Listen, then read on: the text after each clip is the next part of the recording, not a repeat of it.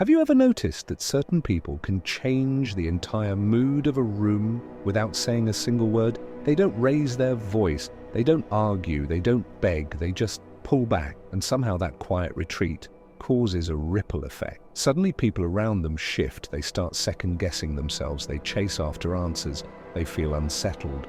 Why? Because most of us are wired to expect reactions. When someone refuses to give us one, it breaks the pattern. Now imagine if you did the same. What would happen if, instead of immediately reacting to every comment, every demand, every slight, you chose silence? What if, instead of trying to explain yourself, fix everything, or please everyone, you simply stepped back? That's where the real shift happens. When you stop being constantly available, emotionally, mentally, even physically. People around you experience a crisis. Because let's be honest, most people rely on your predictable reactions, your quick replies, your tendency to say yes, your fear of being misunderstood. That's how they keep a certain control over you. But the moment you choose to withdraw, the entire game changes. Those who thought they had you figured out suddenly realize they know nothing about you at all. Carl Jung once said, "Everything that irritates us about others can lead us to a better understanding of ourselves." Think about that.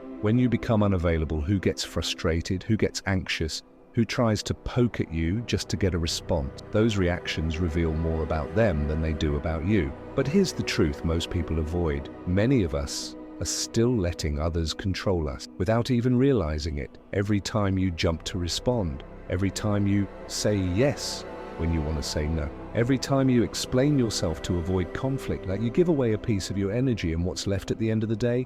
Exhaustion, frustration, that empty feeling you can't quite explain. But here's why. You're making yourself too available for people who haven't earned even a minute of your silence. Now let me be clear, this isn't about cutting people off or turning your back on the world. It's about choosing yourself. It's about practicing what Jung called individuation, the journey of becoming whole, authentic, and complete. And that journey starts with one simple truth. Silence can be more powerful than 1,000 arguments. When you withdraw, not out of fear or avoidance, but out of awareness, you reclaim your power. So let me ask you directly, how long are you going to let your emotions be controlled by others? How long will you let every small comment pull your strings like a puppet? Maybe it's time to cut those strings, to withdraw, to become a mystery, because when you stop being so available, everything changes. Since childhood, most of us have been taught the opposite. We've been conditioned to believe that our worth depends on how available we are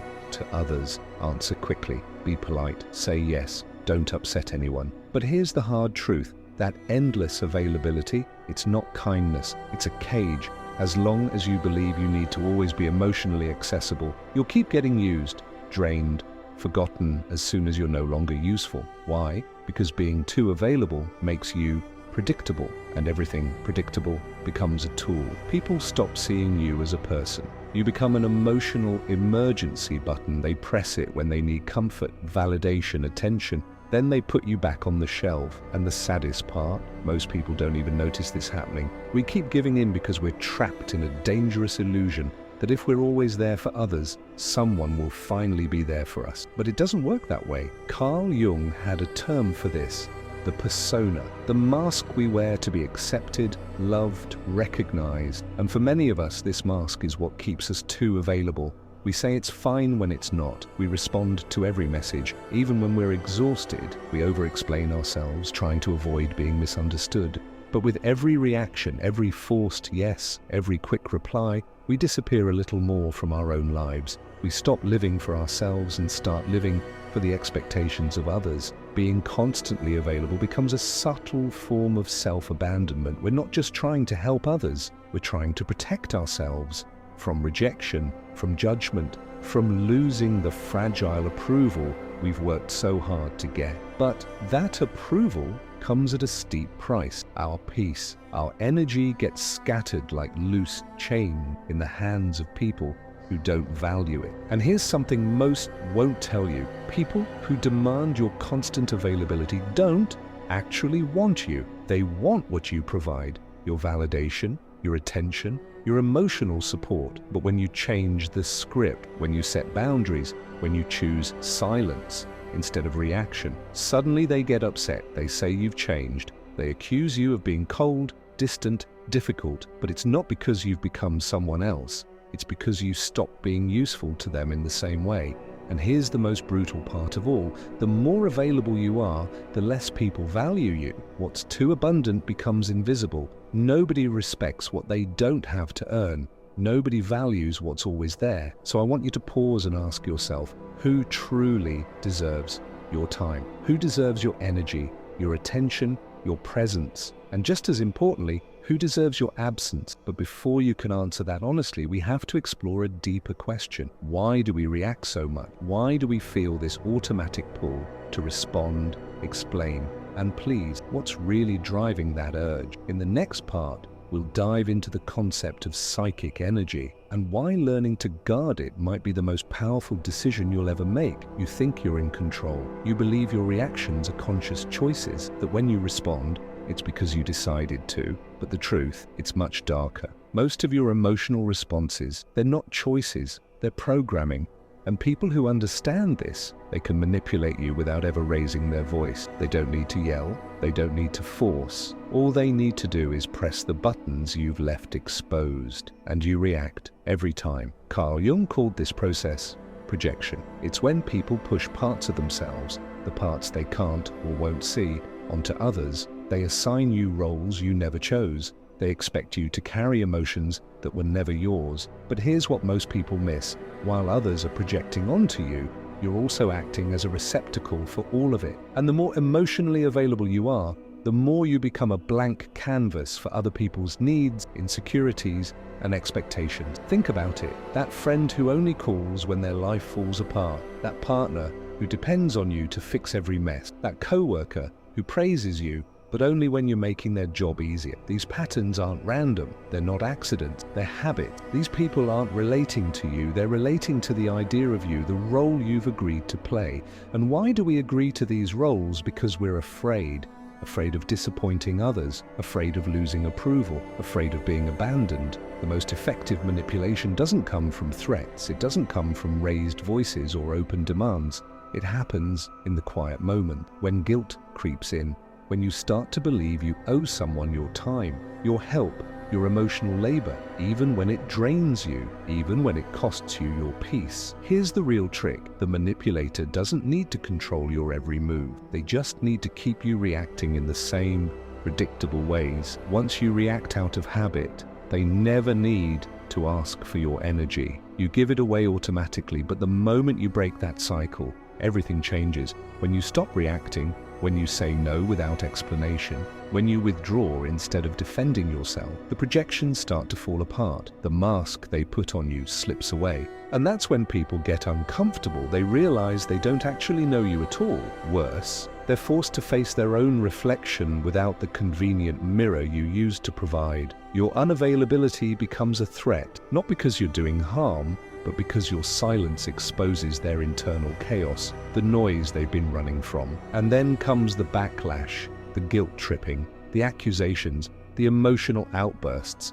Not because you've done something wrong, but because you stopped playing the role they designed for you. Jung said, "We do not become enlightened by imagining figures of light, but by making the darkness conscious." When you withdraw, when you stop feeding the emotional patterns others depend on, their shadow begins to surface. And for many people, that's unbearable because now they have to face the parts of themselves they've spent a lifetime avoiding. But let's be honest, what about you? Are you ready for what happens next? Are you ready to be misunderstood, to be criticized, to be rejected for finally protecting yourself? Are you ready to sit through the discomfort of silence, the silence that comes after the rupture? Because that's where a new kind of power is born, and that's exactly what we need to explore next. The world today is loud. Everyone wants to be heard.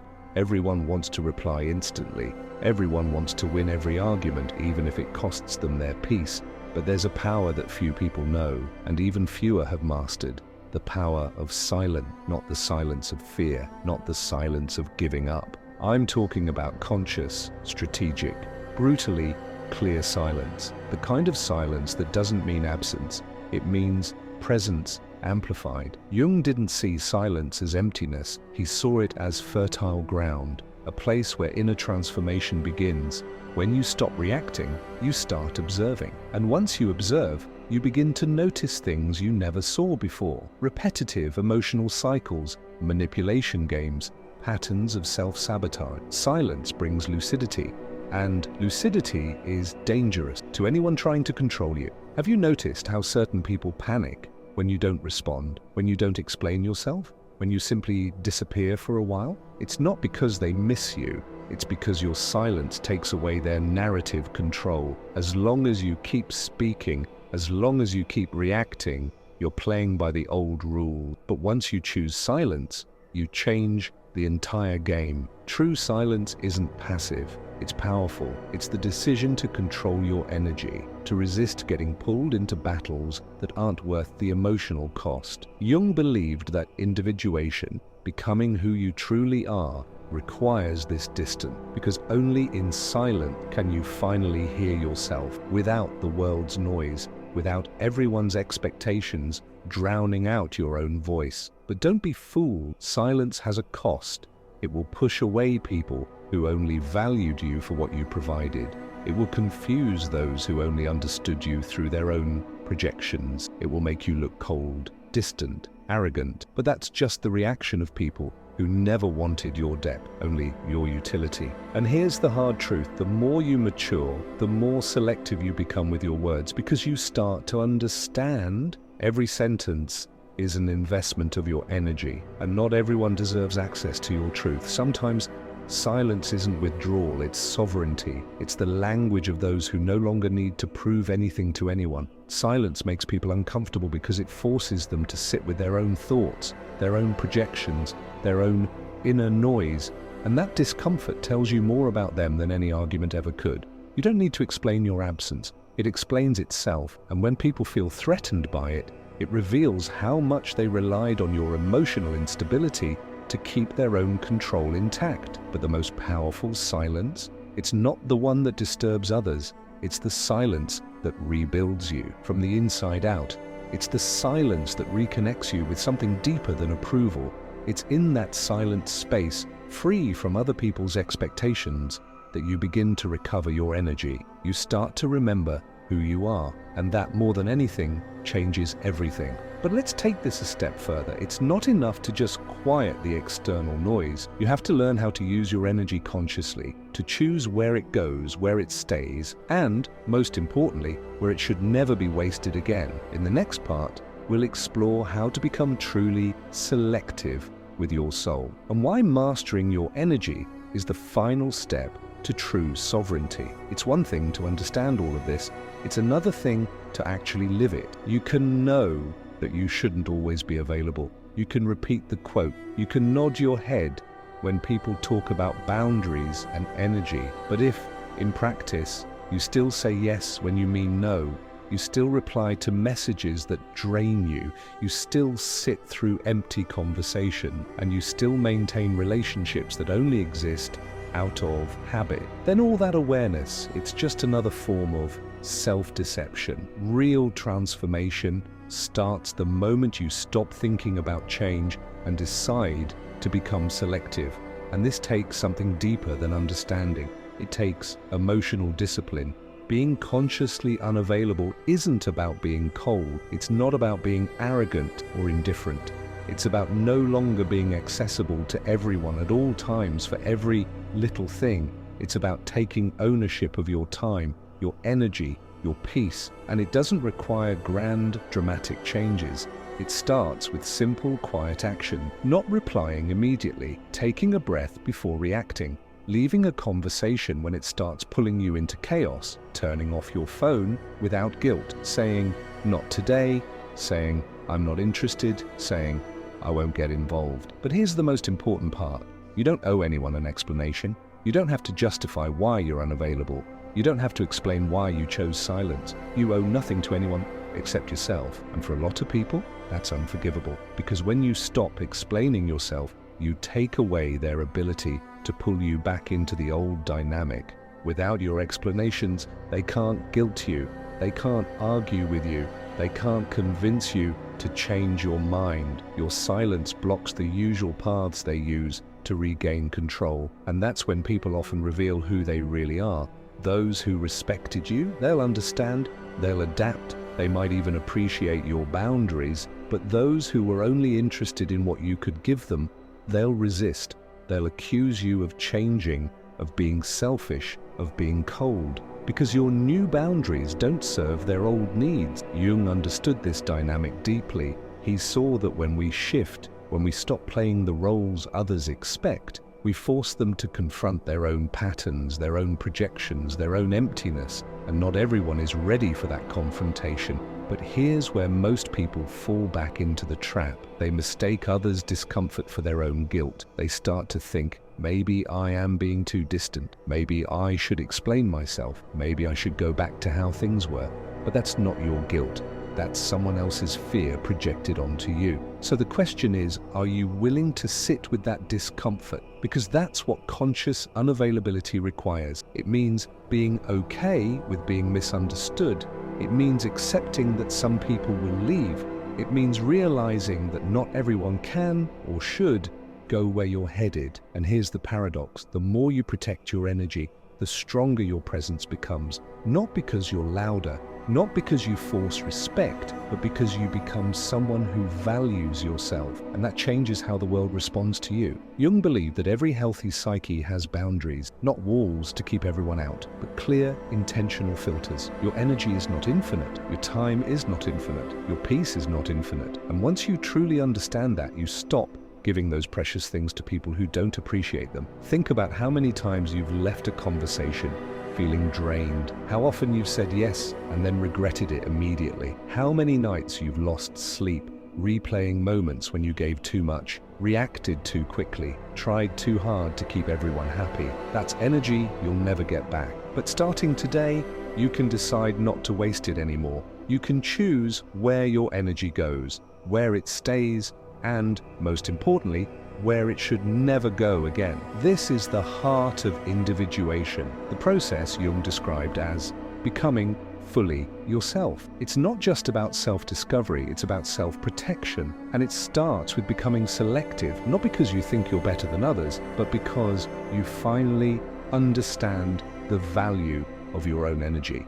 But here's the next step. It's not just about protecting your energy from others, it's about managing it within yourself, because if you don't learn how to direct that energy wisely, even solitude won't save you. In the next part, we'll explore what Jung called psychic energy, and why mastering it is the final key to true freedom. There's a reason it feels so hard to step back. Most of us don't even realize how deeply we've been trained to stay inside a certain emotional script. The script where you are always the helpful one, the understanding one, the one who's always available. It's not just a habit, it's a story that others expect you to keep living, and they'll do almost anything to keep you in that role. Carl Jung understood this deeply. He taught that every journey toward individuation, that process of becoming your true self, must pass through a stage of isolation, but not a depressing, lonely isolation, a sacred isolation. It's a season where you retreat, not to escape the world, but to relearn how to listen to your own voice, without interference, without the noise of everyone else's expectation. It's a time when you start rebuilding your identity, not shaped by other people's opinion, but from your own center. Want a simple way to measure your growth? Look at who starts to pull away when you become more reserved. Look at who tries to provoke you when you stop reacting. Look at who accuses you of changing the moment you begin protecting yourself. These aren't signs that you're doing something wrong. They're proof that you're finally setting yourself free. Here's the truth. Becoming unavailable will feel uncomfortable at first. You'll feel guilty. You'll wonder if you're being selfish. You'll hear people say you're being too harsh or distant. That's normal, because for most of your life, you were conditioned to put yourself second. Change will feel strange, not just to you, but to everyone who benefited from your old self. But conscious unavailability, it's the foundation of self-determination. When you say no to the world, you're finally saying yes to yourself. When you step back from toxic environments, you're declaring that your peace matters more than fake connections. And when you stop explaining yourself, you'll notice something surprising. Even if only a few people understand, that's when respect starts to grow. Real respect. Not because you explain yourself perfectly, but because you've stopped needing approval. Not everyone will be ready for this version of you. Your emotional absence will reveal wounds others don't want to face. It will expose how much they depended on your chaos to feel in control. And that's when the break happens, the rupture. And with it comes the pain, the loneliness, the sense that you're losing something. But in reality, you're finally freeing yourself. So what comes next? What's waiting on the other side of that silence? That's where the real transformation begins. When you first withdraw, the silence feels unbearable. It's loud in its own way. You'll question your choices. You'll wonder if you've been too harsh. You'll fear you're losing people who once seemed to care, but stay with it, because that silence will start to change. Slowly, the silence becomes cleansing. It brings calm. It starts to heal, and eventually, that silence becomes solitude. Not the kind of solitude that means absence, but a powerful solitude. A solitude of full presence, your own. It's the solitude of the strong, of someone who no longer betrays themselves just to keep others close. Where once there was confusion, now there's clarity. Where there was anxiety, now there's peace. Where there was neediness, now there's strength. Jung spoke about this exact moment. He said the path of individuation requires leaving the collective for a time. It requires removing the mask, walking alone for a while, not because you're rejecting the world, but because you're finally coming home to yourself. At this point, you stop being a reactor. You stop responding to every emotional pull. You become a creator. You no longer let life shape you. You shape your reality from within. And those who struggle with your absence, they reveal the truth. They never valued you. They valued the role you played. Now that you no longer fit that role, they don't know what to do with you. And that's liberating. Yes, you will lose people, but you'll find yourself. Yes, you will distance yourself from certain places, but you'll reconnect with your essence. Yes, you will be misunderstood, but at last you'll be respected, because when you're no longer available for anything, you become valuable, rare, unforgettable. Don't be fooled. This isn't an ending, it's a rebirth. It's the beginning of a life where you no longer settle for emotional crumbs, for mind games, for empty relationships disguised as affection. Now you only accept what aligns with your peace, your truth, your wholeness. And if you've listened this far, it means a part of you is already ready. A part of you knows that being loved means nothing if it requires abandoning yourself. Real self-love begins the moment you choose you, even if it means walking alone for a while. So let me ask you, are you ready to be misunderstood, to be rejected, even to be disliked, if that's the price of your freedom? If this message resonates with you, let me know in the comments. Type, I choose my peace. Let's see how many of us are ready for this transition. And don't stop here. Keep watching the next video. It's more important than you realize.